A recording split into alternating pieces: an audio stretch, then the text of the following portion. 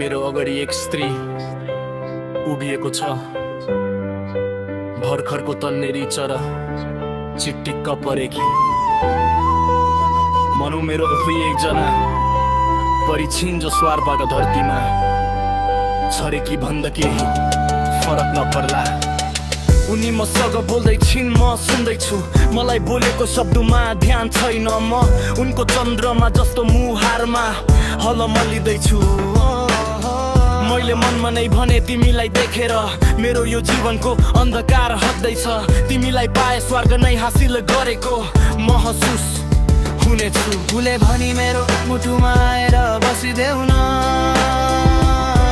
तिमीलाई रानी बनाएर सजाउनेछु।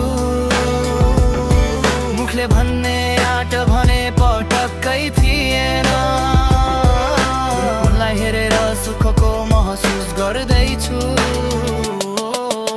आँखाको स्वाद जस्तो एउटो गर्न सुखदेखि आफूलाई वञ्चित राख्न नसक्नु कुनै अपराध त होइन होला, कुनै पाप पनि त छैन होला। सुखदेखि डढिने चाहना कसलाई हुन्छ र मैले फेरि मनमा नै आफैलाई भने मेरो जीवनमा राखेकै के छ र तिमीलाई स्वीकार्न।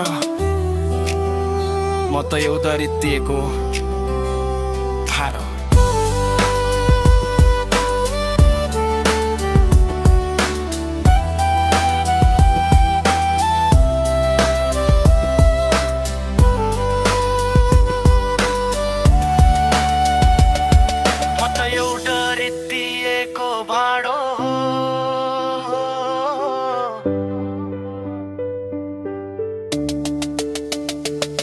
मेरो अगाडि एक स्त्री उताको छ, भर्खरको तन्नेरी चरा चिट्टिक्क परेकी।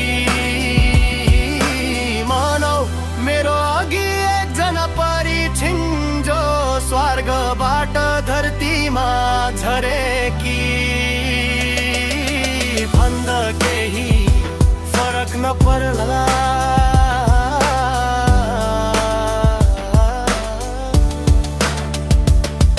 उनी मसँग बोल्दै छिन्, म सुन्दैछु।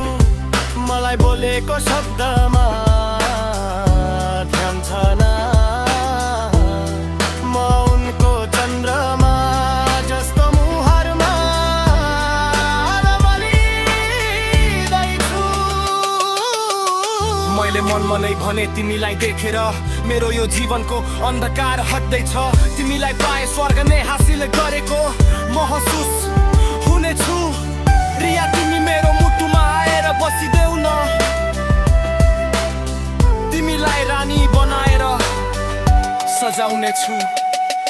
मुखले भन्ने आँट भने पटक्कै थिएन, उनलाई हेरेर सुखको महसुस गर्दैछु। आँखाको स्वाद जस्तो एउटा साधारण सुखदेखि आफूलाई वञ्चित।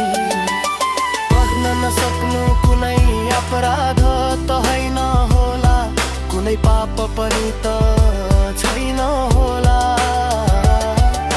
सुखदेखि डढिने चाहना कसलाई हुन्छ र मैले फेरि मनमा नै आफैलाई भालो।